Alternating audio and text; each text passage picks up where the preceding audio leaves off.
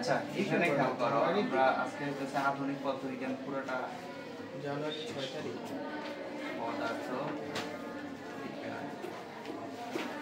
এখানে আমাদের পড়তে হবে কি, ধরো একটা নির্দিষ্ট বেগে গতিশীল আছে, আমরা তো এইভাবে ধরো হাঁটাচলা করি, হাঁটাচলা করার সময় নির্দিষ্ট বেগ প্রাপ্ত হই, কিন্তু যদি আমরা ধরো একটা কসমিক কোনো ভেলোসিটিতে যাইতে পারি, যেমন ধরো আমাদের যে আলোর বেগ আছে, আলোর বেগ কত 3 × 10⁸ মিটার পার সেকেন্ড।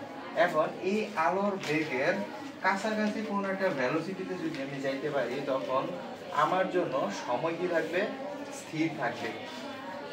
এবং কি হবে বলতো, দুইটা জিনিস হবে।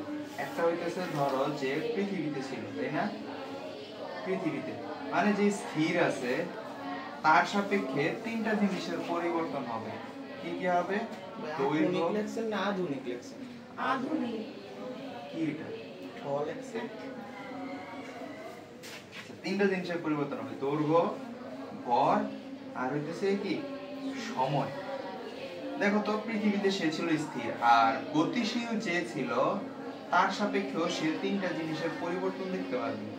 মানে সে তো পরিবর্তন দেখতে পারবে না, মানে আমরা জিনিসটারে উপলব্ধি করতে পারবো, কিন্তু তার ওই জিনিসগুলো ঘটবে। যেমন দেখো, আমি স্থির অবস্থায় আমি যদি একটা গতিশীল কোন একটা বস্তু দেখি, আমার ক্ষেত্রে দৈর্ঘ্যটা কি হবে, বৃদ্ধি পাবে। দৈর্ঘ্যের কি হবে, বৃদ্ধি, দৈর্ঘ্যের সংকোচন হবে। মানে আমি দৈর্ঘ্য ছোট দেখবো, ঠিক আছে, আমি দৈর্ঘ্যটা কি দেখবো, ছোট দেখবো, দৈর্ঘ্যের কি সংকোচন হবে। আর আমার ক্ষেত্রে কি হবে, ধরো যে চলমান অবস্থায় আছে, দেখো আলো এই বেগে গতিশীল আছে, আমি যদি আলোর সমানে যাইতে পারি, দেখো আলো 1 সেকেন্ড এতটুকু যায়, আমিও ধরো 1 সেকেন্ড এতটুকু যাইতেছি, বা ধরো সময়ের বেগ এতটুকু, মানে সময় হইতেছে আলোর বেগের কি হয়, ধাবিত হয়। এখন সময় যাইতেছে ধরো 3 × 10⁸ মিটার পার সেকেন্ড বেগে, ঠিক আছে, সময় যাইতেছে। এখন আমি যদি ধরো 3 × 10 মিটার পার সেকেন্ড বেগেই যাইতে পারি, তাহলে আমার জন্য কি হবে, দেখো তো আমি সময়ের সাথে সাথে যাইতেছি না, আমার জন্য সময়টা কি থাকবে, কনস্ট্যান্ট থাকবে, ঠিক আছে, আমার জন্য কি থাকবে, সময় কনস্ট্যান্ট থাকবে। তো দেখো তো আমার জন্য সময়টা কনস্ট্যান্ট, বা ধরো আমার থেকে আমি তো আর এত বেগে যেতে পারবো না, ধরো কাছাকাছি একটা বেগে গেছি, 1.6 বেগে গেছি, ধরো 1.6 বা 1.6 সি, মানে আলোর বেগের 1.6 গুণ বেগে গেছি, তাহলে আমার সাপেক্ষে কি হবে, সময়টা একটু আস্তে আস্তে চলবে না, মানে আমার সাপেক্ষে মনে হবে কি আমার সময়টা কি চলতেছে, ধীরে চলতেছে। তার মানে দেখো তো পৃথিবীতে যে আছে তার জন্য মানে সময় কি হবে, বাড়বে না, তার ক্ষেত্রে দেখবে যে সে সময় বেশি, কিন্তু সে গতিশীল অবস্থায় সে কি দেখবে বলতো, সময়ের সংকোচন দেখবে। আর আমি কি দেখবো, সময় কাল দীর্ঘায়ন দেখবো, সময় না, আচ্ছা কাল দীর্ঘায়ন দেখি, কাল কি দেখবো, কাল দীর্ঘায়ন দেখবো। আর ভরের কি দেখবো, দেখো বলো তো, মানে দেখো গতিশীল অবস্থায় যে জিনিসটা আছে সেটা তার কাছে, আচ্ছা তার দৈর্ঘ্যের কি হবে, প্রসারণ হবে, মানে আমার উল্টাটা হবে। এখন দেখো যে গতিশীল অবস্থায় আছে তার নিজের ভর কমবে, কিন্তু আমি দেখতে পারবো কি বলতো, তার ভর বাড়তেছে, আমি কি দেখবো, তার ভর বাড়ছে, ঠিক আছে, মানে আমার কাছে মনে হবে যে তার ভর বৃদ্ধি পাবে। আর তুমি যদি স্পেসে থাকো একটা গতিশীল অবস্থায়, তোমার কাছে লাগবে কি তোমার ভর কমছে, ঠিক আছে, তোমার কাছে লাগবে। দেখো এই জিনিসটা কিন্তু গতিশীল প্রসঙ্গ, আর এটা কিন্তু স্থির প্রসঙ্গ। আমাদের বইগুলোতে যে সূত্রগুলো করছে এই সবগুলো হইতেছে এই পৃথিবীতে স্থির অবস্থায় থাকাকালে যে জিনিসটা সে দেখতে পাচ্ছে। এখন দেখো তো এগুলার মধ্যে কি দেওয়া আছে, গোল একটা চিহ্ন দেওয়া আছে না, এই সবগুলাই হইতেছে এই যে L0, এটা হইতেছে স্থির। স্থির কে বলতো এখানে, পৃথিবীতে, তার মানে স্থির অবস্থায় দৈর্ঘ্য, স্থির দৈর্ঘ্য, এই জিনিসটা কি হবে, স্থির দৈর্ঘ্য, আর এটা কি গতিশীল দৈর্ঘ্য।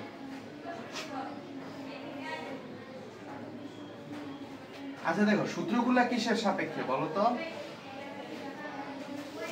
পৃথিবীর সাপেক্ষে। এখন তো বেড়েছে কি গতিশীল দৈর্ঘ্য, তাই না, এখন গতিশীল দৈর্ঘ্য মানে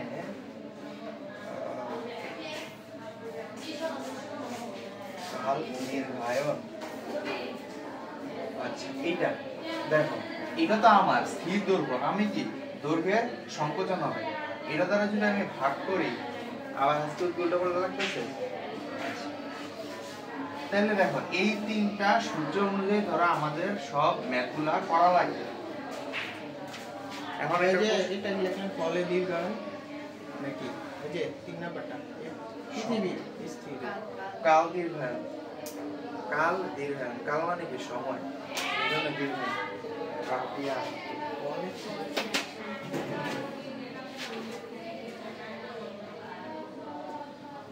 বুঝতে পারছো এটা?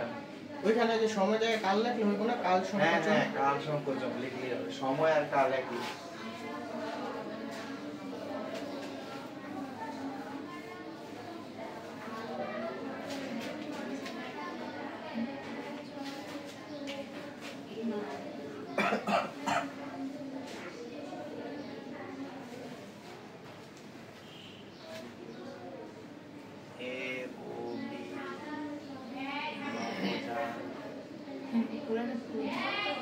আমি পুরোটা তুলবো না তো। 0 পয়েন্ট যথাক্রমে এ ও বি কি লিখলেন যে নবজানে নবজান 0.6 আর এটা হচ্ছে 0.8 into c। এই যে 0.8c মানে কি দেখো আলোর বেগের 10 ভাগের 6 ভাগ, আর এটা কি আলোর বেগের 10 ভাগের 8 ভাগ বেগে গতিশীল। বেগে দৈর্ঘ্য বরাবর গতিশীল। এখন দেখো আমরা এ নবজানের বর্ণনা দিব। আচ্ছা, এ নবজানের দৈর্ঘ্য হইতেছে আমার 10 মিটার, ইংলিশে লিখতে হবে না, 10 মিটার। ও প্রস্থ কত? প্রস্থ হইতেছে আমার 6 মিটার। প্রস্থ কত? 6 মিটার। আর এইটার মধ্যে দেখো এ নবজানে আছে হইতেছে আমার, এ নবজানের ভিতরে আছে কে? রহিম না? আচ্ছা, এ নবজানে রহিম রয়েছে, যার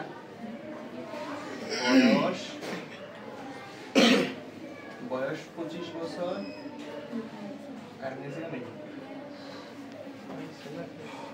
এবং ভর 60 কেজি। ভর 60 কেজি। ভর কত? 60 কেজি। কত সেন্টিমিটার জন্য? 20 সেন্টিমিটার বাহু বিশিষ্ট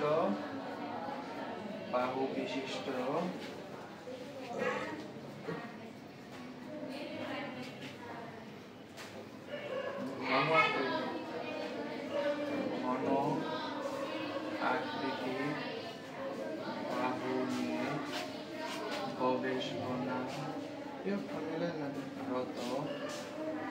যার ওজন 16 কেজি। এর বই আছে।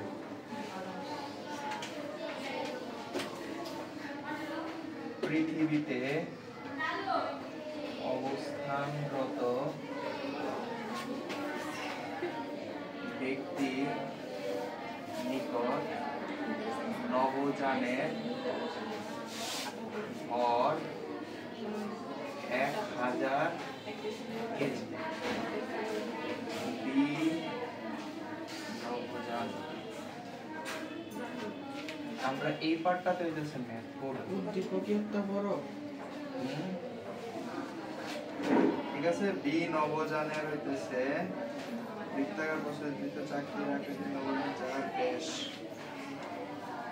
নবজানের, দেখো ওইটা আয়তাকার নবজান ছিল, এটা বৃত্তাকার।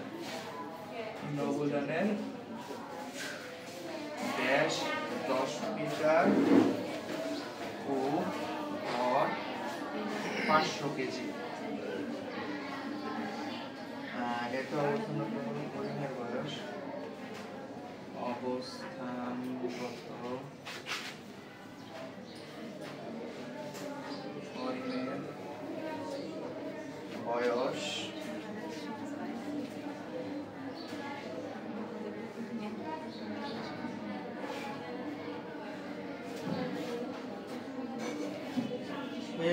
এখানে কি লিখছেন গবেষণার্থে যার ওজন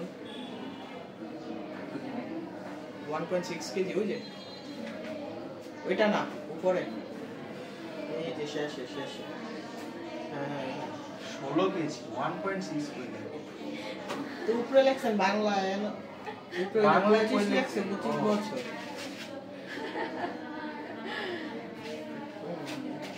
এটা তো 60 নাকি নাকি এটা ওই যে থাক আর বছর ঠিকই তো ছিল করিমের বয়স কত 30 বছর 30 বছর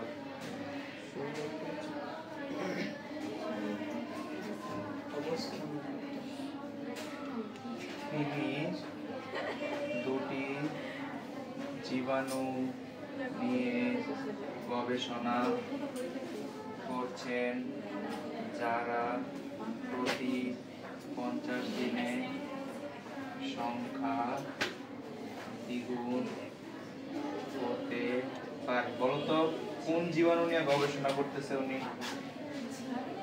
হ্যাঁ, জীবাণু নিয়ে গবেষণা এবং পৃথিবীতে বসে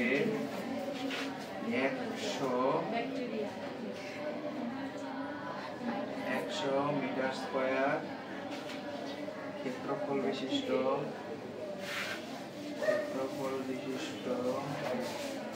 বর্গাকার মাঠে বসে তৃতীয় ব্যক্তি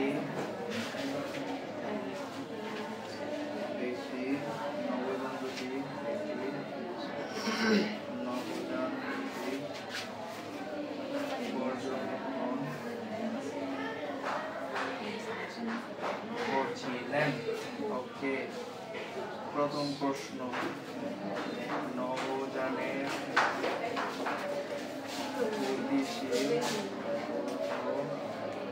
এটা কিন্তু তোমাদের নোট ডাউন করাই লাগবে, বুঝছো? এই প্রশ্নগুলো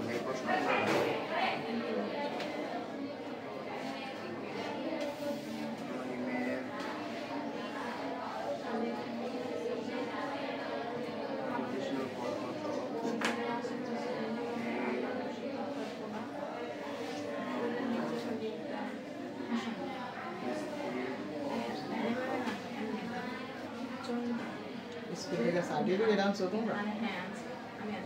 কত নিছে? আমার তো নিছে কি কত 200 300 দিয়ে 400 টাকা সার্টিফিকেট দিতে টাকা লাগবে আরে না প্রথমে যারা নিছে দিছে ওরা কইলে তো না আমি তো জানি না আমার একটু জানি না এত জানে না এটা তো সমস্যা আমার তো জানতে তো টাকা লাগে না আমাকে আমি আরেক জায়গাতে টাকা কম দিছি আমরা কাজ করাই না অফিসের ওইখান থেকে আমি 500 টাকা কম দিয়ে দিছি আরেকজনের টানছো? আমারটা মানে জামাল স্যারের থেকে আনছি না মানে হয়তো আমার টাকা রাখছে মানে এটা তো নিয়ে নিছে টাকা কি আর ফেরত দিব পরে আমি আঙ্গ অফিসের কাজ করাই ওরে দিয়া সার্টিফিকেটে আমি এতে কম টাকা কম দিয়ে দিছে বুঝেন নাই মানে তোমার লস তুমি আরেকজনের উপরে বসাই দিছো? আরেকজন উপর দিয়ে বসা মুখে তাইলে মানে আমি তো দুইবার টাকা দিছি হ্যাঁ একবার নিছে পরে আবার নিছে তো হয়তো আমি টাকা চাইছি আর কিছু কয় নাই আমার ও আচ্ছা দেয়ও নাই তো পরে আমি যখন টাকা দিতে গেছি ওইখান থেকে আমি কম দিছি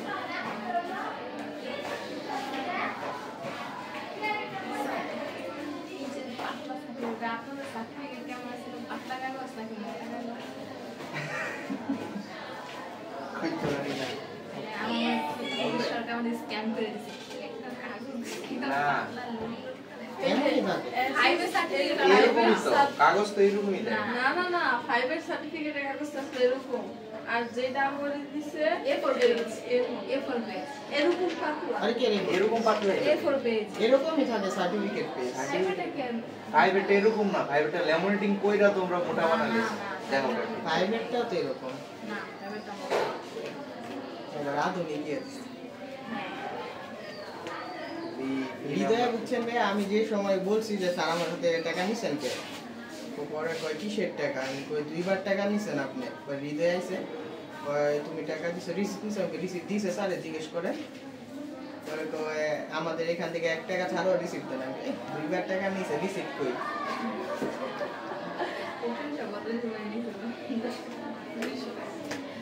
পরে কয় রিসিপ্ট নিবা, আমি রিসিপ্ট দিতে কোন, আমি কি আমি হাই স্কুলের স্টুডেন্ট নাকি নমন করব,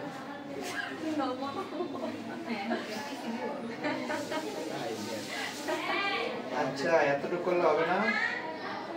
রাখতে না কেন করি নাই, যে রাখতে তিনটা করি নাই, হ্যাঁ হ্যাঁ রাখতে তো পারে লাগবো না। না না করে আচ্ছা আগে এটি করি, দেখো নবজানের গতিশীল দৈর্ঘ্য চাইছে তাই না? কোন নবজানের? এটা তো এই নাম্বার না হ্যাঁ নবজান, যে নবজানের ওই যে এখানে কি লিখছেন, যার প্রতি 50 দিন না, হ্যাঁ 50 দিনে গণসংখ্যা দ্বিগুণ করে ফেলে, ঠিক আছে? দেখো এই নবজানের গতিশীল দৈর্ঘ্য কত হবে? আচ্ছা সূত্রগুলো আগে এখানে লিখে নিই। গণনা শুধু সংখ্যা লিখছেন, 50 দিন একই কথা T not is equal to T divided by root over 1 minus b square c square, আর আরেকটা কি ছিল, m is equal to m not divided by root over 1 minus b square divided by c square, তাই তো? আচ্ছা এখানে আমরা not গুলার কি ধরছিলাম, স্থির বা পৃথিবীতে যেটা আছে। এখন আমি দেখো এখানে কি বলছে, a নবজানের গতিশীল দৈর্ঘ্য চাইছে। a নবজানের গতিশীল, দেখো তো a নবজান কত বেশি গতিশীল, 0.6, তার মানে a নবজানের ক্ষেত্রে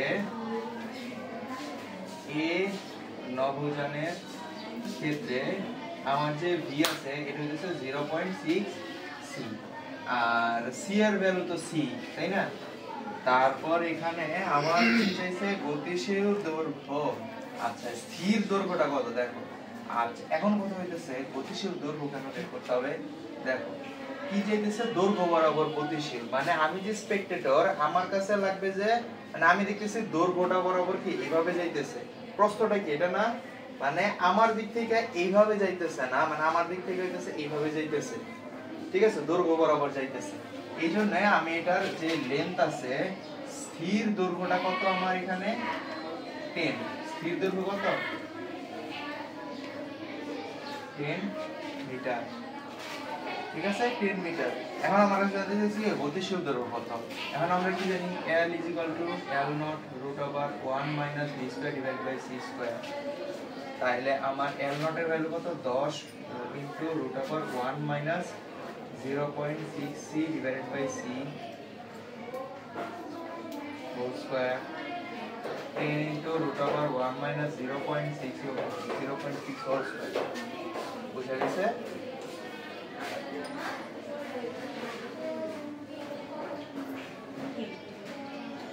কত 8, তার মানে গতিশীল কত 8 মিটার। তাহলে দৈর্ঘ্যের কি হইছে বলো তো, সংকোচন হইতেছে, ঠিক আছে, দৈর্ঘ্য সংকুচিত হইছে না, না আমি দেখতেছি কি দৈর্ঘ্য সংকুচিত হইছে। এখন খেয়াল করো, এখন হচ্ছে রহিমের গতিশীল ভর কত। আচ্ছা রহিম কোনটাতে ছিল, এতে ছিল। এখন দেখো তো রহিমের ভর কত, 60 কেজি না, রহিমের ভর কত 60 কেজি, তার অ্যাকচুয়াল ভরটা কি 60 কেজি। এখন আমি দেখবো কত সেটা আমার বের করতে হবে, মানে আমার কোনটা বের করতে হবে বলো তো, এই যে m নট মানে কি বলো তো, নিশ্চল ভর, m নটটা কি নিশ্চল ভর, তাইলে এটা বুঝছি।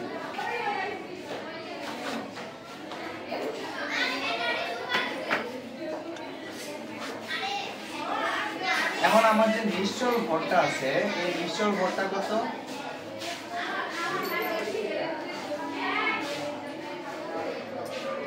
তাইলে আমার v এর মান কত 0.6, c এর ভ্যালু তো c, তাইলে m = m naught root over 1 minus b square divided by c square,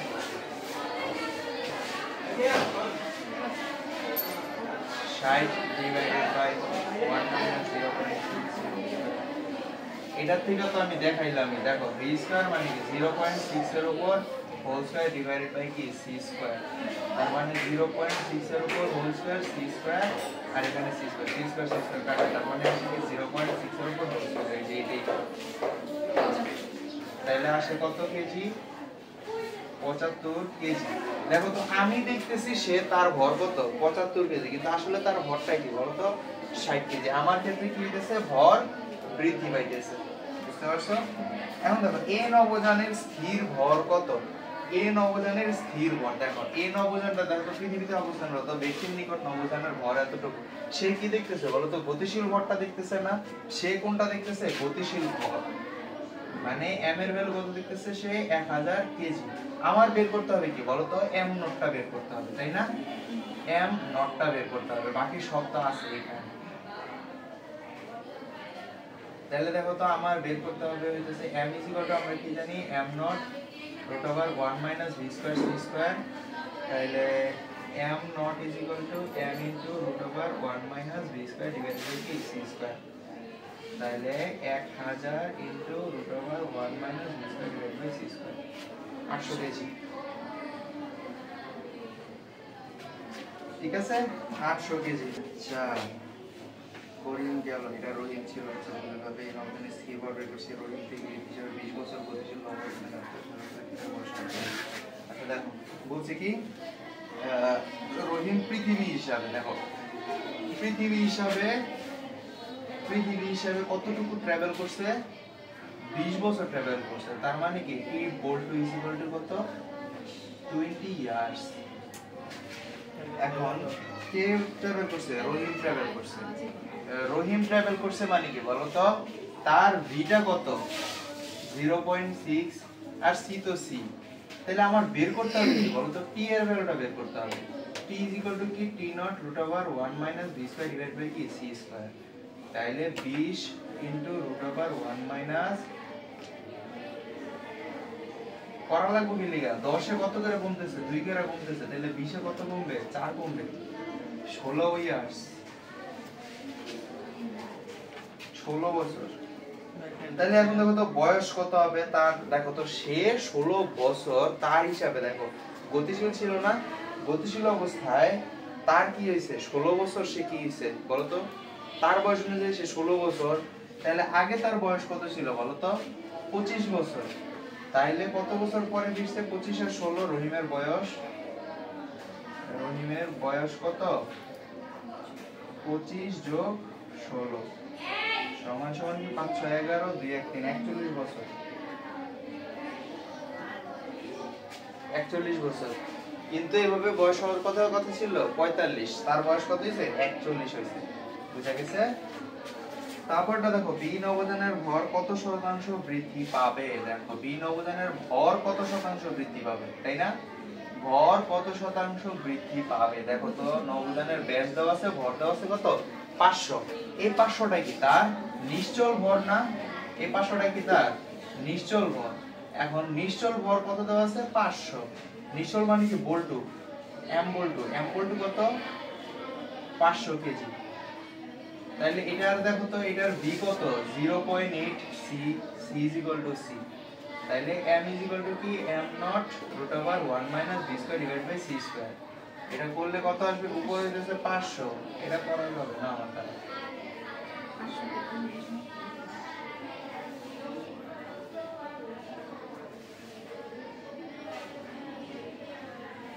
833.33 KG.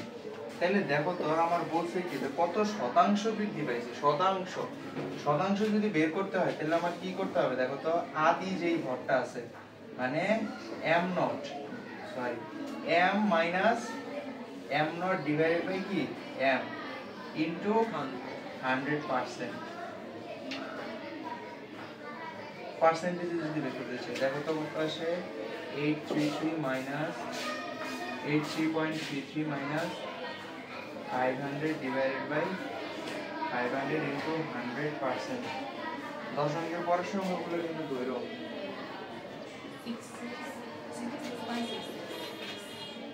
66.67% কি হয়েছে বলো তো? কত শতাংশ? 66.67% কি হয়েছে? বাড়ছে। বুঝা গেছে? শেষের দিনটা তোমাদের করাই নেই না? শেষের তিনটা কোশ্চেন লিখে আর এরা পুরাটার ম্যাথের যে ছবিটা আছে না, এর একটু গ্রুপে দিয়ে দিও। তাইলে মনে করো যে আমি এখানে কটা করলাম, 5টা, আর শেষে 3টা, 8টা, আর মাঝখানে কটা থাকে, মোট 15টা না, 8টা করাইলে 7টা তোমাদের করে নিতে হবে। কিন্তু গতকাল 7টা করাইছে, যদিও রেকর্ড করতে পারিনি। আচ্ছা, শেষের 3টা কি? গতির ব্যবস্থায় প্রস্তুতের ক্ষেত্রফল কত গুণ হবে?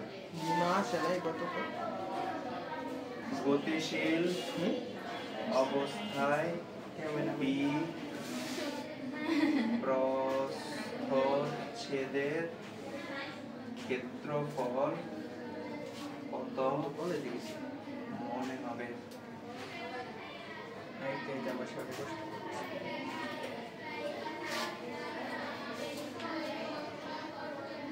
পৃথিবীতে অবস্থিত মাঠের ক্ষেত্রফল পূর্ণ অবস্থার মধ্যে কম মনে হবে। পৃথিবীতে অবস্থিত মাঠের ক্ষেত্রফল কোন নবজান হতে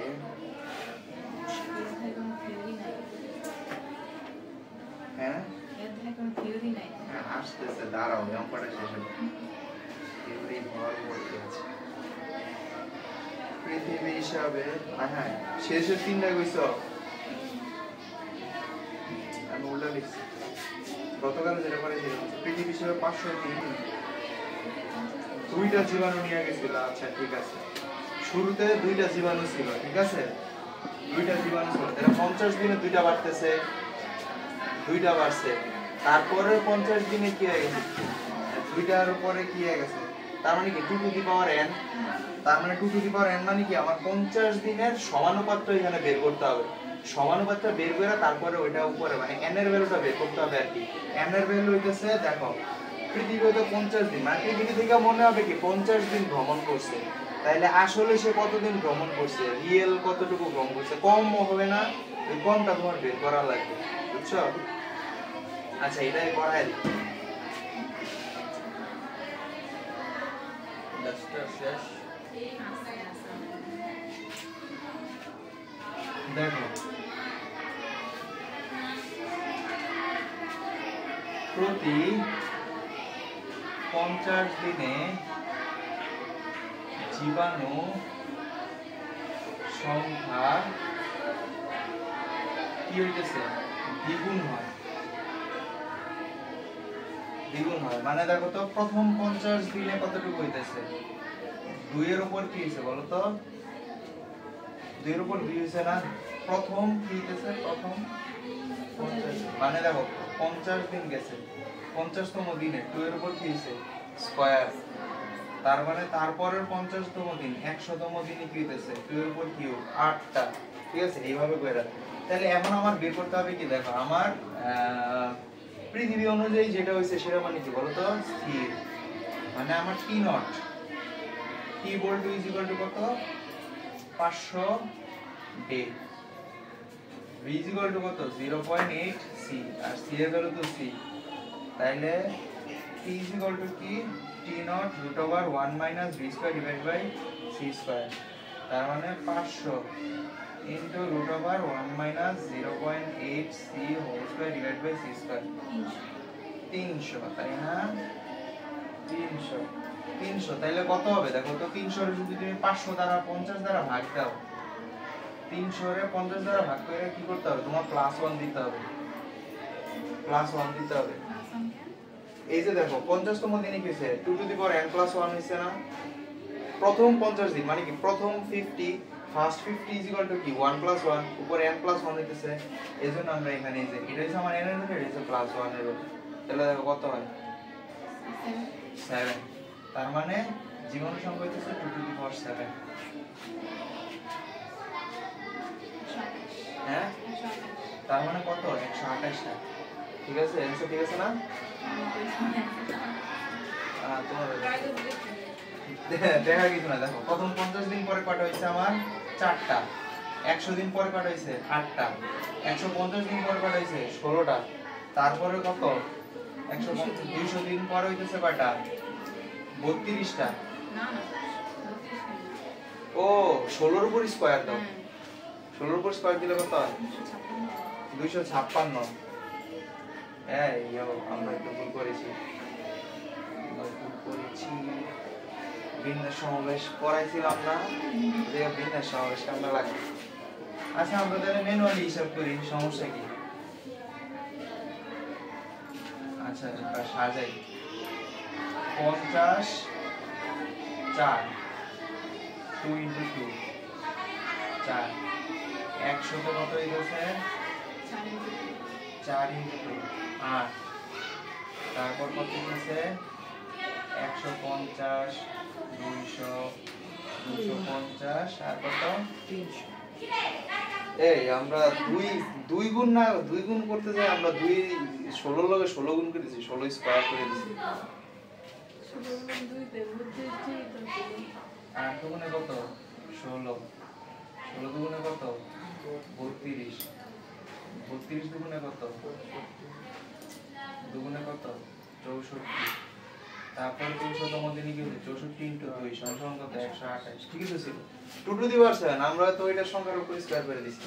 এই 2 টু দি পাওয়ার n + 1 ঠিকই আছে, কারণ দেখো আমার দ্বিগুণ হইছে না, মানে দেখো প্রথম দিকে তো দ্বিগুণ হইছে, এখন কাউন্ট যতদিন হবে এতর সাথে 1 যোগ করে দিলে আমার এটা পাওয়ারটা বের হবে।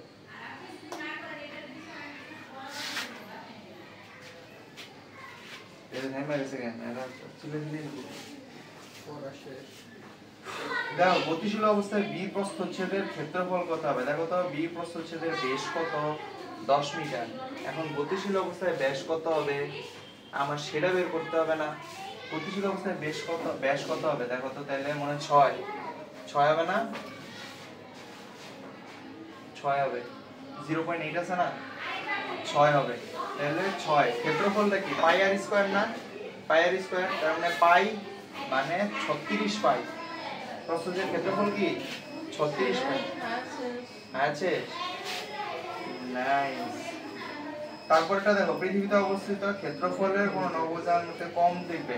আচ্ছা দেখো তো সে দৈর্ঘ্যটা কত দেখবে? 8, সে কত দেখবে? 6।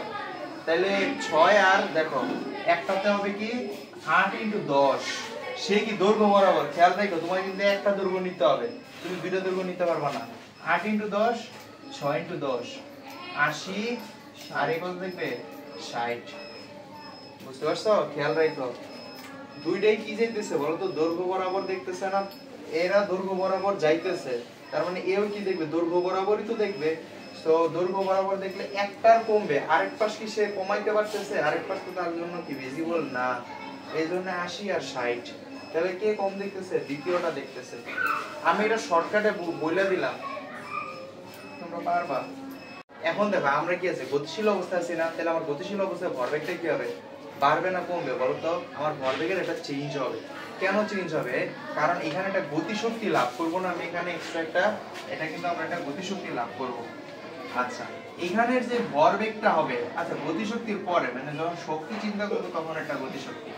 দেখো আমরা কি জানি p = কি? mv, ভর ইনটু বেগ। তাহলে এইখানের ভরটা কি হবে বলো তো? চলমান ভর না? চলমান ভরটা বের করতে হবে। চলমান ভরটা আমরা কি লিখছিলাম বলো তো? m m = কি ছিল? কি ছিল? m = m0√1 - v²/c²। এটা দিয়ে কইরা তারপর তোমার ভরটা বের করতে হবে। এখন আসো যে আমার যে ভর শক্তি, ভর এবং শক্তির সাথে সম্পর্ক, আমরা কি জানি? একটা m ভরের বস্তু ভর কত মানে শক্তি কতটুকু হয়? মোট শক্তির পরিমাণটা কি? E = mc² না? mc² কি না? এখন দেখো তো এখন কি আর আমার mc² থাকতেছে? আমি একটা নির্দিষ্ট ভেলোসিটিতে যাইতেছি না, আমার একটা নির্দিষ্ট ভেলোসিটি আছে, মানে ধরো c বেগে বা ধরো ভরের পরিবর্তন হইতেছে, এর ফলে কি হইতেছে? আমার ভরের পরিবর্তন হইতেছে না? এই ভরের পরিবর্তনটা দেখো স্থির অবস্থায় কি হবে? স্থির অবস্থায় E = এই যে নিশ্চল m0c²। আর চলমান অবস্থায় কি বলো তো? চলমান অবস্থায় কি আসছে? E = mc²। দেখো তো চলমান আছে মানে কি? এটার সাথে একটা কি আছে? গতি শক্তি আছে না? চলতেছে মানে কি? এটার সাথে একটা গতি শক্তি আছে না? তাহলে বেশিটা কে বলো তো? এটা বেশি না? এটা বেশি কিনা?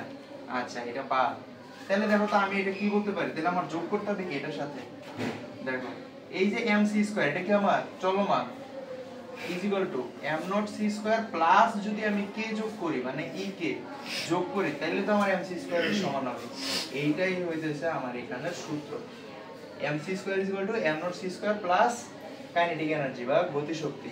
তাহলে আমি এখান থেকে গতিশক্তি e কে সমান সমান কি বলো তো mc square minus m not c square, তার মানে কি m minus m not c square. এটাই কি আমার হোল গতিশক্তি। এটা আমার আরেকটা সূত্র আমার পরীক্ষায় মানে সামনে কাজে লাগবে। এখন দেখো আমরা আলোর দ্বৈত ধর্ম করব। নিচে নিচে বলে গেছিলাম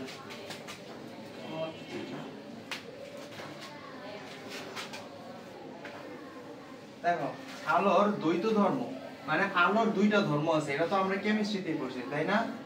আলোর দ্বৈত ধর্ম প্রথম অধ্যায়ে পড়ছিলাম না? আলো দুইটা ধর্ম প্রদর্শন করে, একটা হইতেছে আমার কণা ধর্ম, আরেকটা কি বলতো তরঙ্গ ধর্ম। কণা ধর্মটা কি বলতো? কণা ধর্ম মানে আলো কি থাকে এটা কণা কণা আকারে থাকে, মানে আলোর সবগুলাই কি কণা থাকে। আর তরঙ্গটা কি আলো তরঙ্গ আকারে যায়। কণা ধর্ম মানে কি এটা একটা নির্দিষ্ট কি আছে ভর আছে। আর তরঙ্গ ধর্ম মানেটা কি বলতো এটা একটা নির্দিষ্ট ফ্রিকোয়েন্সি এবং তরঙ্গ দৈর্ঘ্য আছে, একটা কম্পাঙ্ক আছে এবং একটা নির্দিষ্ট কি আছে তরঙ্গ দৈর্ঘ্য আছে। এই দুইটা সূত্রে বিজ্ঞানী শ্রোডিঞ্জার কি করছিল বলতো একসাথে করছিল না, যেখানে ল্যামডা ইজ ইকুয়াল টু কি ছিল h ডিভাইডেড বাই mv। এখানে এই যে ল্যামডাটা সেটা কি ছিল তার তরঙ্গ দৈর্ঘ্য ছিল, আর এই যে ভরটা কি ছিল বলতো এই যে কণা ধর্ম। বুঝতে পারছো? কণা ধর্ম ইন্ডিকেট করতো।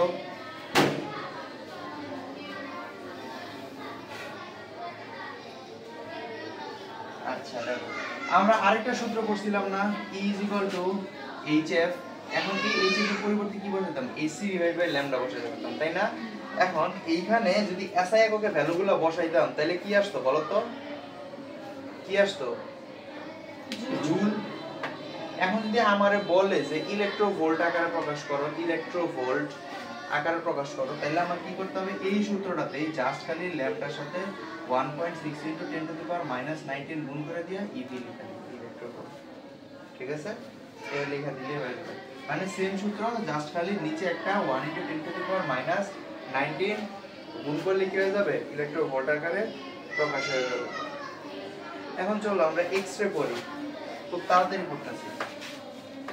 এর মধ্যে এক্স-রে আছে? হ্যাঁ এক্স-রে থেকে বেশি কোশ্চেন মানে এই যে ভরবেগের যে পার্ট আছে এখান থেকে তোমার এমসিকিউ কোশ্চেনই বেশি হবে। আর এই যে কণা ধর্ম তরঙ্গ ধর্ম তারপর হইতেছে এই যে এক্স-রে থেকে হইতেছে তোমার মেইনলি প্রশ্ন আসে। দেখো এক্স-রে জিনিসটা কি, এখানে দুইটা পাত থাকে ঠিক আছে, এই দুইটা পাত দুইটা তার দ্বারা যুক্ত থাকে এবং একটা ভোল্টমিটার দ্বারা কি থাকে যুক্ত থাকে। এটা কি বলতো আমার নেগেটিভ, এটা আমার পজিটিভ পার্ট। এখন দেখো এখান থেকে কি আসবে ইলেকট্রিসিটি আসবে। ইলেকট্রিসিটি আসা মানে কি এখানে আমার কি বাড়ছে বলতো, এখানে আমার কি চার্জের পরিমাণ বাড়ছে বা শক্তির পরিমাণ বাড়ছে।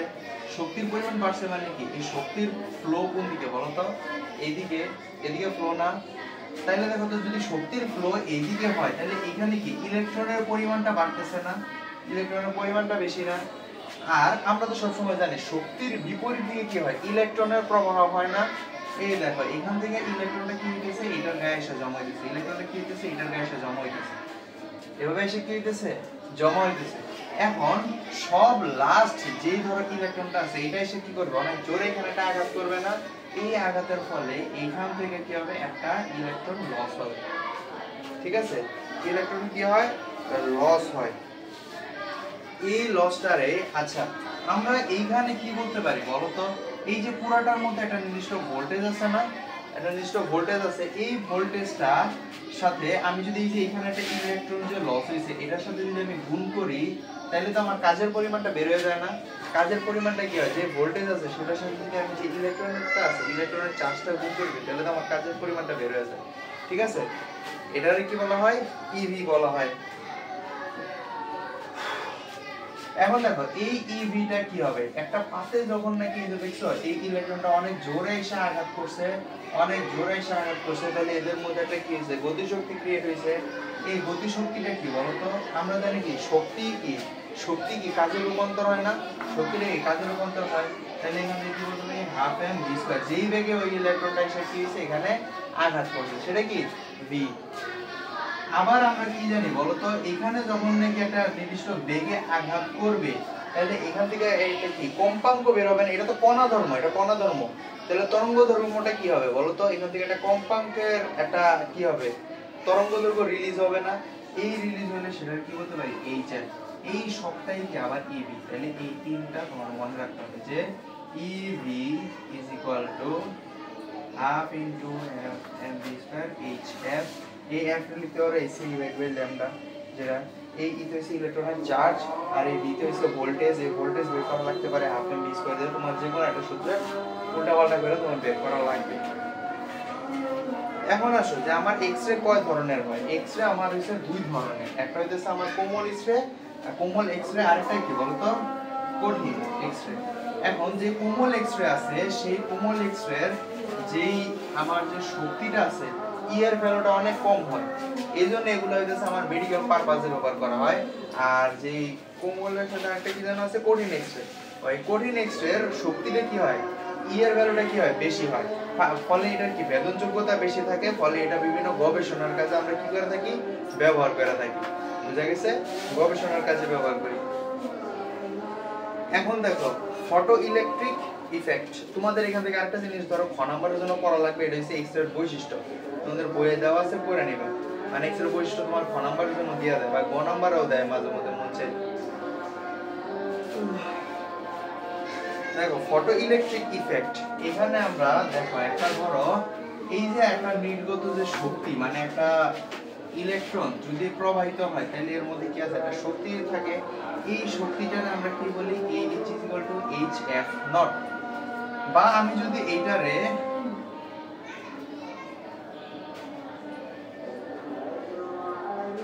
এইটার সাথে তুলনা করি, দেখো প্রথমে একটা ইবিসি, মানে ধরো ওই যে বলে না বাংলা সাহিত্যে যে কত টাকা দিলে জীবন থেকে সরে যাবে, এখন দেখো ফার্স্টে 1 লাখ টাকা দিছে, ঠিক আছে, মানে এখনো রাজি হয়নি, 5 লাখ টাকা দিছে রাজি হয়নি, ঠিক আছে, দেখো 15 লাখ টাকা দিছে, ঠিক আছে, এখন মানে একটু সম্মতিতে আসতেছে যে না আচ্ছা ঠিক আছে যদি আর একটু বাড়ে তাইলে কি হবে আমি নড়াচড়া করব, মানে এখনো কোনো মুভমেন্ট হয় নাই, মানে এই যে এখানে যে কারেন্ট আসতেছে ওই কারেন্টের মানে ইভি এর কি হইতেছে বলতো, ইভি এখানে আসতেছে কিন্তু কি হইতেছে না মুভমেন্ট, এখান থেকে ইলেকট্রন কি হইতেছে না মুভমেন্ট হইতেছে না, কেন হইতেছে না, কারণ যতটুকু পরিমাণে তার কি দরকার ছিল শক্তির দরকার ছিল সেই পরিমাণ শক্তির যোগান এখনো দেওয়া হয় নাই, এই যোগানটা যখনই দিবে তখনই কি হবে এখানে নাড়াচাড়া শুরু হবে, তারপরে কি হবে বলতো আরো একটু বেশি পরিমাণে, ধরো এখানে আমার কি দিছে 20 লাখ দিছে, ঠিক আছে, তার মানে এখন নড়াচড়াও করছে আবার এটা গতিবেগও প্রাপ্ত হইছে, ঠিক আছে, হ্যাঁ গতিবেগও প্রাপ্ত হইছে, তাইলে দেখো তো যেই বেগটা এই যে 20 লাখ টাকা সেটা হইতেছে আমার hf, সেটা কি আমার hf, বা ধরো কি ধরতে পারো এই hf সমান সমান কি hf0, এই hf0টা কি বলতো ন্যূনতম যেই বল প্রয়োগের ফলে এই ইলেকট্রনের স্থানান্তর হইছে, ঠিক আছে, তাহলে আমরা এখন এই জিনিসটাকে দুইটা জিনিস বলতে পারি, এই যে f এটারে বলা হয় মানে এই যে hf টা পুরোটারে বলা হয় কার্যাবেক্ষক, কি বলা হয় কার্যাবেক্ষক, আর এই কার্যাবেক্ষকের ফলে এই যে f টা আছে না এই ফ্রিকোয়েন্সি এটারে বলা হয় সূচন কম্পাঙ্ক, এই যে কম্পাঙ্কটা এটারে বলা হয় সূচন কম্পাঙ্ক, আর এই যে কম্পাঙ্ক থেকে f = কি বলো তো, f = কি 1/λ না, 1/λ না, ওই ল্যামডাটারে বলা হয় সূচন তরঙ্গদৈর্ঘ্য, প্লাস কি বলতো হাফ এম ভি স্কয়ার, যে বেগে গেছে যে ই কে এটা কি হাফ এম ভি স্কয়ার, তাহলে আমরা তো এই যে এটা লিখতে পারি hf = e0 প্লাস কি ই কে, ঠিক আছে, এটা লিখতে পারি। এখন আসো যে আমার এখান থেকে আরেকটা জিনিস আছে পড়তে হবে, আমার নিবৃত্তি বিভব করতে হবে, কি বিভব করতে হবে নিবৃত্তি বিভব, এই যে গতিশক্তিটা আছে এই গতিশক্তির পরিবর্তে আমরা এখানে বসাইতে পারি e0 plus V naught into E, মানে যেই পরিমাণ ভোল্টেজ প্রাপ্ত হওয়ার মানে এই যে এটা কি বলতো, এই যে এই গতিশক্তি পাওয়ার ফলে এখানে কি হইছে, একটা কাজ পরিমাণ হইছে না, একটা কাজের সম্পন্ন হইছে না, এই কাজটা যেই ভোল্টেজে হইছে সেটাই বলা হয় নিবৃত্তি বিভব। বুঝতে পারছো? ওটাকে কি বলা হয়? নিবৃত্তি বিভব। এই এই সূত্রগুলোই হইতেছে তোমার পরীক্ষায় লাগবে। তোমার কখনো বলবে যে নিবৃত্তি বিভব বের করো, সূচন কম্পাঙ্ক বের করো, কার্যাবেক্ষক বের করো। এই যে ইকেটারে এটার আবার ফাইদারও লেখা হয়, এটাও বের করতে বলতে পারে, ফাই বের করো।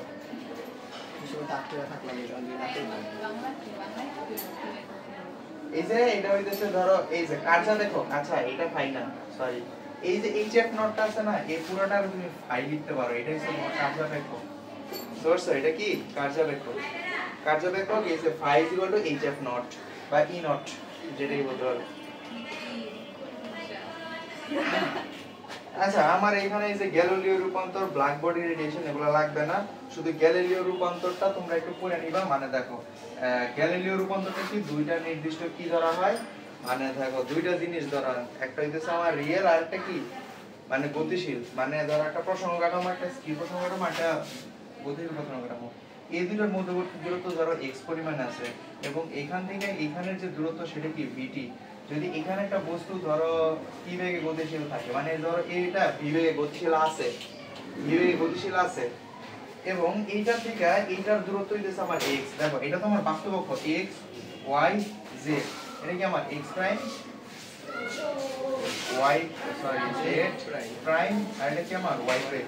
দেখো এইখান থেকে রিয়েল অক্ষ থেকে x দূরত্ব পর্যন্ত যায় গেছে এবং এখান থেকে আমার v বেগ প্রাপ্ত হইছে, তাইলে আমার এই পুরো x এর ভ্যালুটা কি হবে বলো তো? এই যে এতটুকু মানে এই যে x এর ভ্যালুটা কি হবে, এই যে এটা না vt না, x প্রাইম মাইনাস vt না, এই যে x প্রাইম এটা থেকে আমি vt বাদ দিলে কি হবে, x বের হবে নাকি প্লাস দিলে হবে, প্লাস দিলে হবে, ঠিক আছে, x প্রাইম প্লাস vt।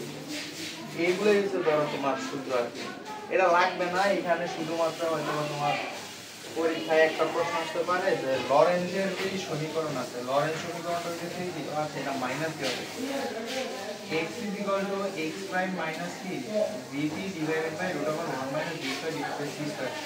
এইখানে কখন তোমার একটা গ্যালিলিও রূপান্তর আর লরেঞ্জ রূপান্তরটা সেম হয়ে যাবে, তখন হয় বলতে এই v এর ভ্যালুটা যদি অনেক অনেক বেশি ছোট হয় c থেকে, তখন কি হবে বলতে এটা প্রায় শূন্য না, এটা প্রায় শূন্য, এর যদি আমি c স্কয়ার দ্বারা ভাগ দিই প্রায় 0 আসবে, তাহলে 1 মাইনাস 0 ইজ ইকুয়াল টু 1 √1, এটা সমান সমান এটা। বুঝতে পারছো? এটা তোমার হলো প্রশ্নমূলক আসতে পারে।